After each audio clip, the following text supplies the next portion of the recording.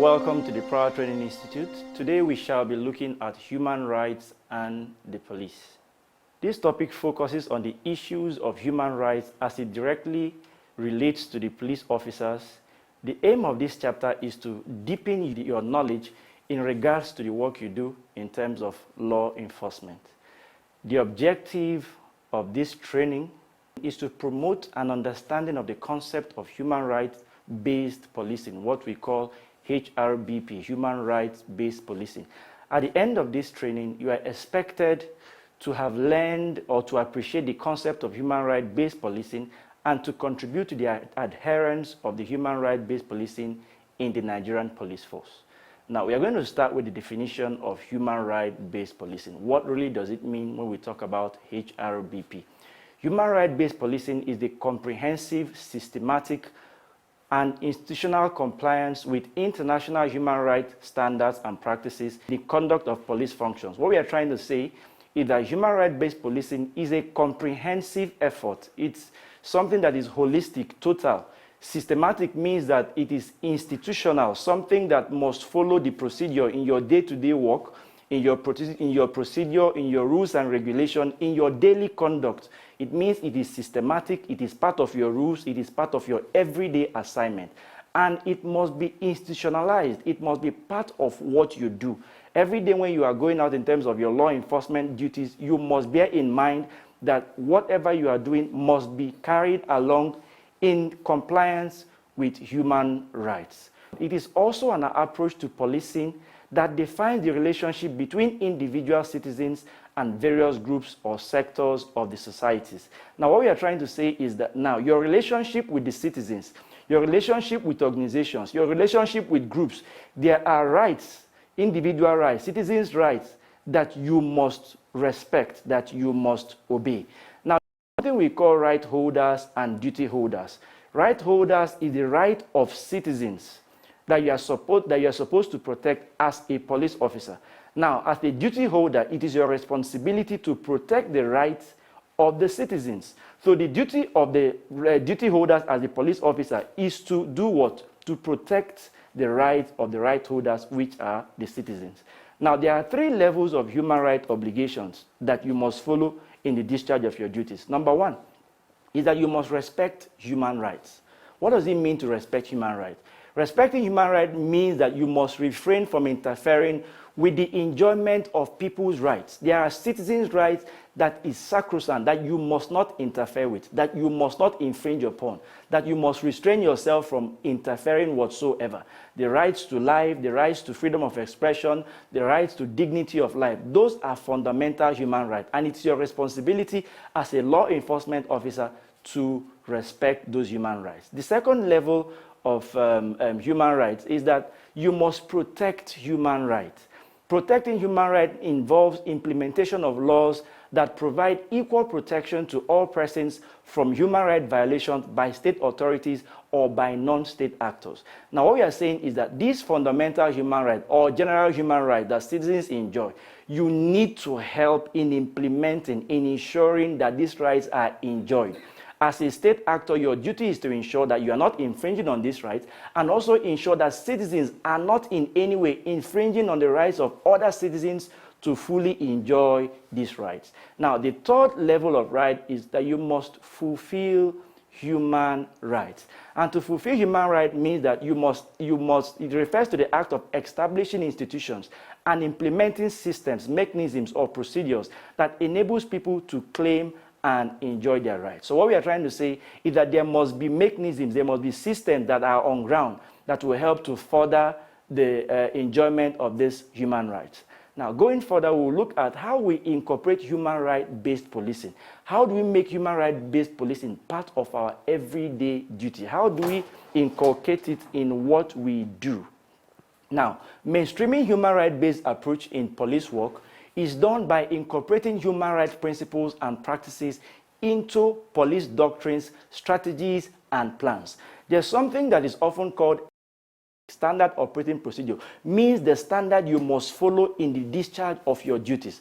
So what we are trying to say is that to incorporate human rights into your policing means that the code of conduct of the Nigerian police the human rights aspect must be incorporated into it. The rules and regulations of the Nigerian police, the human rights aspect must be incorporated into it. The way you interact with citizens, the way you go out to arrest people, the way you treat detainees, the way you treat people in your custody, you must incorporate human rights aspect into it. These principles and practices are also applied to all police systems, procedures, methods, tactics. To be truly effective, all police activities and processes, including equipment, supplies, and facilities, should be reviewed and upgraded to enable the police to meet human rights standards for enforcement. Now, human rights-based policing has to do with ensuring that the human rights are implemented in everything that you do. You understand me? So it is considered to be institutionalized when human rights principles and practices are taught and applied at all levels, not just at force headquarters. In every police station, wherever it is found in Nigeria, human rights must be part and parcel of your assignment and duties.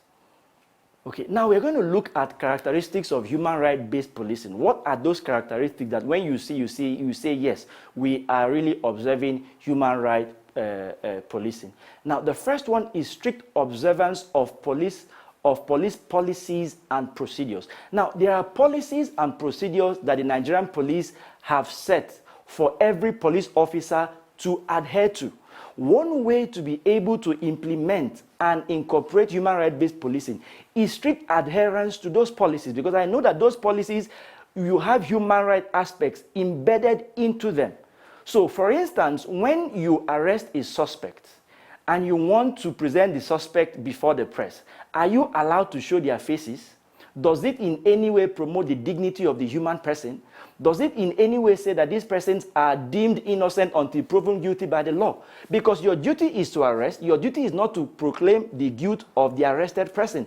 That is the duty of the courts. So being able to adhere strictly to these policies and procedures will help us, to implement human rights-based policing. Now we look at the second one. The second characteristic is that there must be adherence to international human rights standards and law enforcement. There are international human rights standards that Nigeria is a party to. International human rights standards have shown that these are things that you must do in terms of a policing that will promote human rights-based policing. Being able to adhere to those principles, to those standards, will help in law enforcement. There are about 10 of them. So what you need to do is that you must be abreast. You must know what these 10 basic international human rights standards are, because if you don't know what they are, you won't be able to actually adhere to them. We look at the next one. The next characteristics of human rights-based policing is that there must be professional competencies and courteous service. This is really very important.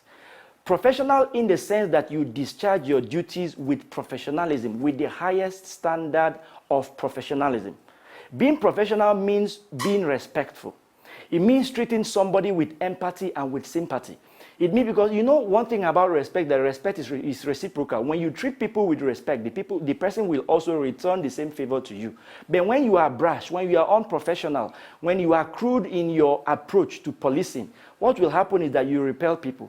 Most times we say the police is our friend. But how can you call someone your friend and you're not showing the person any form of respect, any form of regard, any form of dignity? So professional competencies and courteous service is very important in the discharge of your duties. The next one is respect for rule of law and civilian supremacy. This is very important. You cannot act outside the rule of law. Now, you are called a law enforcement officer. It means that what you are doing must be within the ambits of the law. You cannot overreach yourself to go outside the law to act. When you act outside the law, you can be charged for professional misconduct. So what it means is that in the discharge of your duties, you must act within the ambits of the law. Acting within the ambits of the law means that those things the law has provided for you to do, you do them. The ones that are not contained in the law, you don't have to do them. Then also you must understand that there is civilian supremacy. The citizen you are protecting is the one, in fact, the uniform you are wearing is because of the citizen. If there are no citizens, you won't be wearing those uniforms. So it means that you must understand that the citizens, of course, are powerful. You are there to protect them. You are there to serve them. You are there to safeguard their lives and their property. In fact, section 14, subsection 2 says that, he said, therefore, all the police officers must act in compliance with section 14.2, which says that sovereignty belongs to the people of Nigeria, from whom government through this constitution derive all its power and authority. It means that without the citizens, there won't be any government and there won't be any Nigerian police. The last one is pro-democracy and pro-citizen. How do you relate with citizens? How do you relate with organizations, with civil society organizations? Is really very important. Human rights-based policing is democratic and citizen-centered. It means that everything you are doing must be centered around the citizens. The police best demonstrates democratic values when it seeks greater participation by community in maintaining peace and order. It means how you relate with the community, because at the end of the day, you are trying to protect human lives, and if you can't do that effectively and efficiently without relating with the community, and that's where the issue of community-based policing now comes in. How you relate with the host community, how you relate with the traditional institution, how you relate with civil society organizations, with faith-based organizations is really very important, because if there is a good and harmonious relationship between you and this organization, it will help in promoting human rights-based policing. I think we've come to the end of this one.